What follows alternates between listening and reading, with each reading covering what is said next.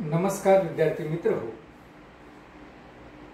आज BA द्वितीय वर्ष तृतीय सत्रातील भूगोल विषयाच्या अनुषंगाने असणारा आपला पेपर हवामानशास्त्र या हवामानशास्त्र नावाच्या पेपरचा आज आपल्याला विचार करायचा आहे. मित्र हो, BA द्वितीय वर्ष BASY हवामानशास्त्र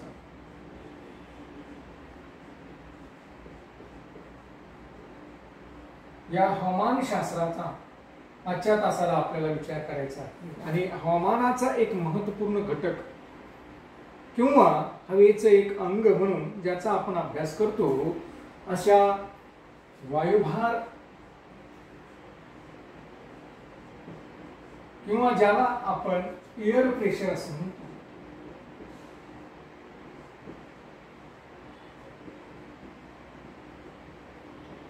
वायुभार किंवा एअर प्रेशर या भागाचा या प्रकरणाचा आजच्या तासाला आपण विचार करत आहोत.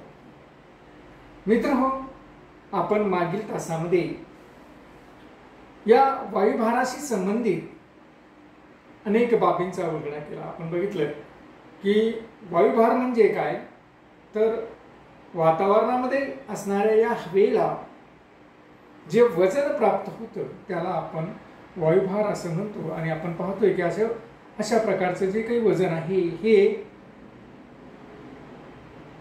वातावरणामध्ये पृथ्वीच्या भूपृष्ठालगतच्या भागातील असणाऱ्या हवेचं अधिक प्रमाणात असतं. म्हणजे त्या ठिकाणी हवेचा वायुभार, हवेचा दाब हा जास्त प्रमाणात असतो. कारण या पृथ्वीलगतच्या असणाऱ्या वातावरणाच्या या हवेच्या थरावर अनेक वातावरणातील वायूचे थरांचं वजन किंवा वायूंचा थरांचा दाब त्या ठिकाणी असल्यामुळे एकावर एक अशा प्रकारचा दाब असल्यामुळे प्रामुख्यानं आपल्याला भूपृष्ठालगत असणाऱ्या हवेच्या थरामध्ये अधिक प्रकारचा वायुभार त्या ठिकाणी दिसतो आणि म्हणून हवेला वजन प्राप्त झालेलं आपल्याला असतं.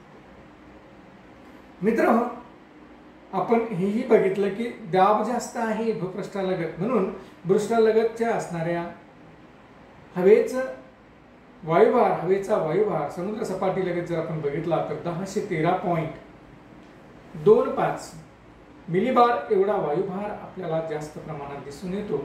आणि जसजसं आपण उंचीवर जाऊया तसतसं वायुभार हा आपल्याला कमी झालेला दिसतो. म्हणजे अशा पद्धतीनं मित्र हो, हा वायुभार संपूर्ण पृथ्वीवर असलेला आपल्याला दिसतो. कारण वातावरणामधील असणाऱ्या हे जे काही वायू आहेत, जलबाष्प आहे, धूळकण आहे, यांच्यामध्ये हा वायुभार निर्माण झालेला आपल्याला दिसतो. आणि या वायुभारानुसारच हवेची हालचाल ही चाललेली आपल्याला दिसते. म्हणून वायुभार देखील तितकाच महत्त्वाचा आहे असं आपल्याला या ठिकाणी म्हणावं लागतं. तर मित्र, अशा प्रकारच्या या वायुभाराचा अभ्यास आपण मागील तासामध्ये केला. आपण बघितलं की वायुभारावर परिणाम करणारे घटक कोणकोणते आहेत, या परिणाम करणाऱ्या घटकांचाही विचार केला. त्याचबरोबर हवेचं असणारं क्षितिज समांतर वायुभाराचं वितरण, हवेमध्ये असणारं ऊर्ध्वगामी वायुभाराचं वितरण हेही आपण मागील तासामध्ये अभ्यासण्याचा प्रयत्न केला. त्याचबरोबर आज आपल्याला या ठिकाणी हे जे काही वायुभार आहे, हा वायुभार क्षितिज समांतर दर्शवण्यासाठी आपल्याला समभार रेषेंच्या अनुषंगानं आपण जगातील किंवा पृथ्वीवरील वायुभार दर्शवण्यासाठी किंवा दाखवण्यासाठी या समभार रेषेंचा वापर करतो. अशा या समभार रेषांची वैशिष्ट्ये जगाच्या नकाशाच्या अनुषंगाने जर आपण बघितलं की आपल्याला जगाच्या नकाशावर हा वायुभार दाखवायचा आहे, कोणत्या प्रदेशात कसा आहे, तर हा दाखवण्यासाठी वायुभार दाखवण्यासाठी मग आपण समभार रेषांची मदत घेतो. आणि मग या ज्या काही समभार रेषा आहे, हा वायूचा समान भार असणारी समान भार असणाऱ्या ठिकाणांना जोडणारी जी काही रेषा, जिला आपण समभार रेषा असं म्हणतो, अशा या समभार रेषेच्या अनुषंगानं जगातील नकाशामध्ये आपण हा वायुभार दाखवण्याचा प्रयत्न करतो आणि त्यावरून जगामध्ये कशा पद्धतीने वायुभाराचं वितरण झालेलं आहे हे आपल्या लक्षात येतं. तर अशा या समभार रेषेची काय वैशिष्ट्ये आहेत जगातील नकाशामध्ये दाखवत असताना, या समभार रेषेची काय वैशिष्ट्ये आहेत ही आपल्याला या ठिकाणी बघायची आहे.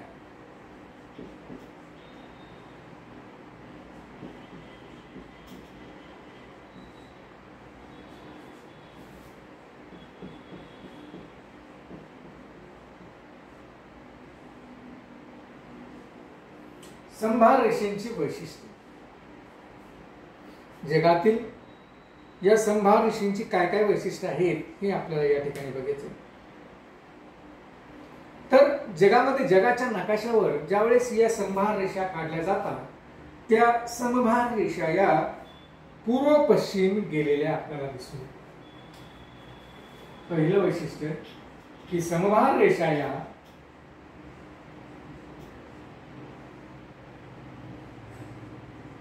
पूर्व पश्चिम गेलेले असतात.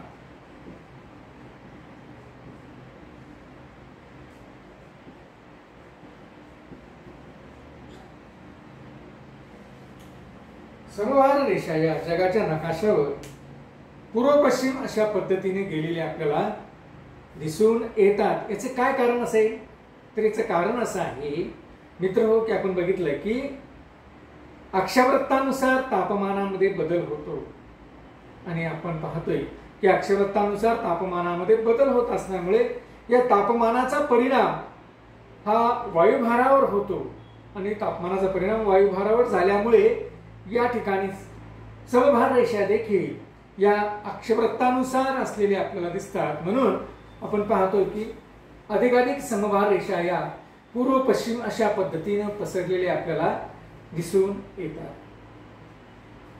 त्यानंतर दुसरं जे काही वैशिष्ट्य या ठिकाणी आहे ते वैशिष्ट्य आहे की उच्च अक्षवृत्तीय प्रदेशातील समभार रेषा जास्त भाराच्या तर निम्न अक्षवृत्तीय प्रदेशातील समभार रेषा या कमी भाराच्या असतात. आता दुसरं वैशिष्ट्य जर आपण या ठिकाणी बघितलं तर दुसरं वैशिष्ट्य या ठिकाणी असं असेल की उच्च अक्षवृत्तीय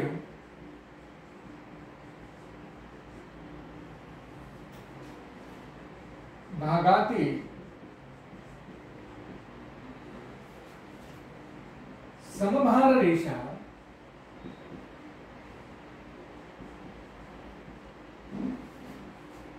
जास्त भाराच्या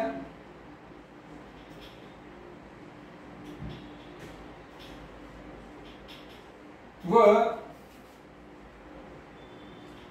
निम्न अक्षवृत्तीय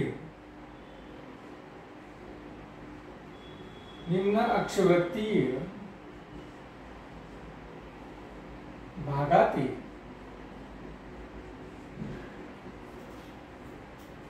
समभार रेषा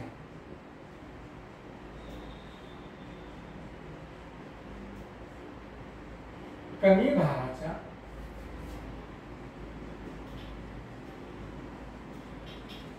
असतात.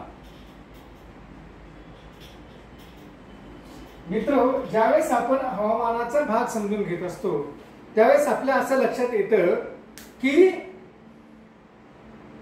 येथील जे हवामानाचे घटक आहेत, हवेची जी अंग आहेत, ही हवेची अंग एक दुसऱ्याशी निगडीत आहेत, एक दुसऱ्याशी संबंधित आहेत, एक दुसऱ्याशी ती निगडीत आहेत आणि निगडीत असल्यामुळे एका हवेच्या अंगाचा दुसऱ्या हवेच्या अंगावर परिणाम झालेला असतो किंवा एका हवामानाच्या घटकाचा दुसऱ्या हवामानाच्या घटकावर परिणाम झालेला आपल्याला दिसून येतो. आणि असाच परिणाम हा या ठिकाणी होतो की उच्च अक्षवृत्तीय भागातील समभार रेषा या जास्त भाराच्या असतात आता बघा, उच्च अक्षवृत्ती विभाग म्हणजे कोणता विभाग? तर साधारणतः 60 अंश अक्षवृत्ताच्या पलीकडे. उच्च अक्षवृत्ती विभाग म्हणजे 60 अंश अक्षवृत्ताच्या पलीकडला असणारा विभाग म्हणजे उच्च अक्षवृत्ती विभाग, की जो 60 अंश अक्षवृत्त उत्तर ते 90 अंश अक्षवृत्त उत्तर किंवा उत्तर ध्रुवापर्यंत, तसंच 60 अंश अक्षवृत्त दक्षिण तसं व 90 अंश अक्षवृत्त दक्षिण यांच्या संबंधी जर आपण बघितलं की या प्रदेशाच्या दरम्यान ज्या काही समभार रेषा आपल्याला आढळून येतात त्या जास्त भाराच्या असतात. काय कारण असेल? तर कारण हे आहे की या उच्च अक्षवृत्ती भागामध्ये हवेचं तापमानच मुळामध्ये कमी असतं. हा भाग निम्न अक्षवृत्ती प्रदेशापेक्षा थंड असलेला आपल्याला दिसतो. निम्न अक्षवृत्ती प्रदेशापेक्षा थंड असलेला आपल्याला दिसतो आणि आपल्याला माहित आहे किंवा आपण बघितलेलं आहे की जर हवेचं तापमान कमी असेल तर त्या ठिकाणी हवेचा भार हा जास्त असतो. आणि या ठिकाणी मित्र हो, या उच्च अक्षवृत्तीय प्रदेशामध्ये हवेचं तापमानच मुळात कमी असतं, म्हणून त्या ठिकाणी हवेचा भार वायुभार हा जास्त असलेला आपल्याला दिसून येतो. या उलट निम्न अक्षवृत्तीय प्रदेशामध्ये म्हणजे 0 अंश अक्षवृत्तापासून तर 23.5 अंश अक्षवृत्त किंवा 45 अंश अक्षवृत्तापर्यंत जर आपण बघितलं तर आपल्याला असं दिसतं की हा प्रदेश, या प्रदेशामध्ये हवेचं तापमान हे अत्याधिक स्वरूपाचं असतं आणि हवेचं तापमान हे निम्न अक्षवृत्तीय प्रदेशामध्ये जर अत्याधिक स्वरूपाचं असेल, तापमान जास्त असल्यामुळे आपल्याला माहिती आहे की तापमान जास्त म्हणून हवेचा भार वायुभार कमी, आणि मग या ठिकाणी तापमान जास्त असल्यामुळे निम्न अक्षवृत्तीय विभागामध्ये कमी वायुभाराच्या समभार रेषा या आपल्याला दिसून येतात. हे मात्र आपल्याला या नकाशाच्या अभ्यासावरून लक्षात येतं. तिसरं जे काही आहे, जमिनीवरील समभार रेषापेक्षा समुद्रावरील समभार रेषा या नियमित असतात. तिसरं, जमिनीवरील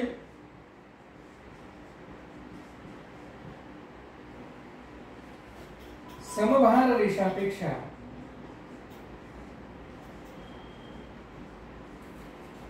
समुद्रावरील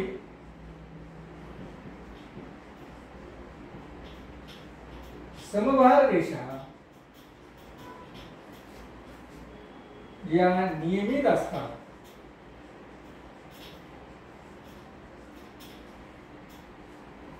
या नियमित असतात. आता समुद्रावरील समभार रेषा या नियमित आहेत, परंतु जमिनीवरील समभार रेषा या अनियमित स्वरूपाच्या वेड्या वाकड्या झालेल्या आपल्याला दिसून येतात. पूर्व पश्चिम जरी असल्या तरी त्या मात्र वेड्या वाकड्या झालेल्या आपल्याला दिसून येतात. कारण याचं कारण जर आपण बघितलं तर समुद्रामध्ये कुठेही पर्वत, पठार, मैदान असा प्रकारचा प्रकार नसतो. ज्यावेळेस आपण जमिनीवर येतो त्यावेळेस आपल्याला भूपृष्ठावर जमिनीवर पर्वत, पठार आणि मैदानी प्रदेश दिसून येतो. आणि आपण बघितलं की समुद्र सपाटीपासूनची असणारी उंची देखील वायुभारावर परिणाम करते. आणि समुद्र सपाटीपासून जर एखादं ठिकाण उंचीवर असेल तर त्याचाही परिणाम, तेथील असणाऱ्या तापमानाचा परिणाम त्या ठिकाणी असणाऱ्या समभार रेषेवर होतो. आणि त्यामुळं या जमिनीच्या संदर्भामध्ये जर आपण बघितलं तर ज्या काही रेषा आहेत, समभार रेषा या अनियमित स्वरूपाच्या सापडतात.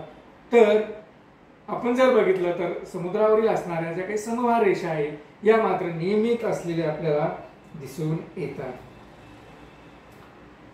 चौथं जर आपण या ठिकाणी वैशिष्ट्य बघितलं तर आपल्याला सतत दिसून येतं की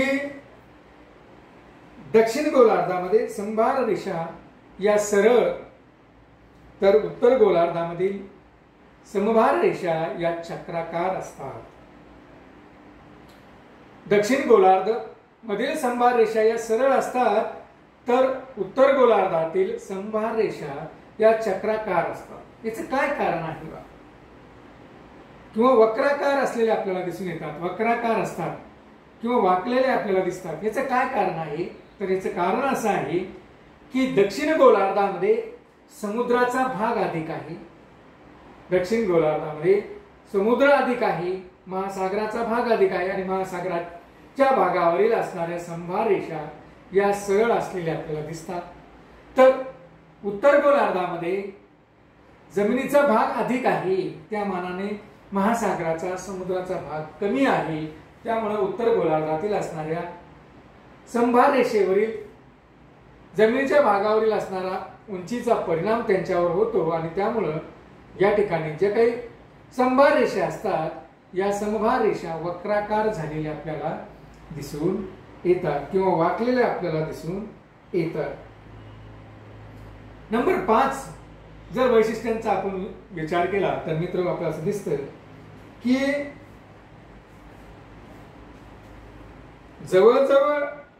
जवळजवळच्या संभार रेषा या वायुभारातील शीघ्र बदल दर्शवितात. वायुभारातील शीघ्र बदल दर्शवितात. तर दूरच्या संभार रेषा या मंद स्वरूपाचा बदल दर्शवितात. बघा या ठिकाणी तुम्हाला मी 2 आकृत्या काढून दाखवतोय की एखाद्या प्रदेशामध्ये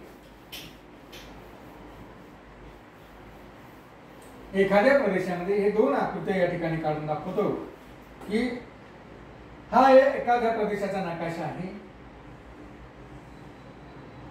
आणि हा एक प्रदेशाचा नकाशा. या ठिकाणी ज्या काही संभार रेषा आहेत त्या या पद्धतीने आहेत.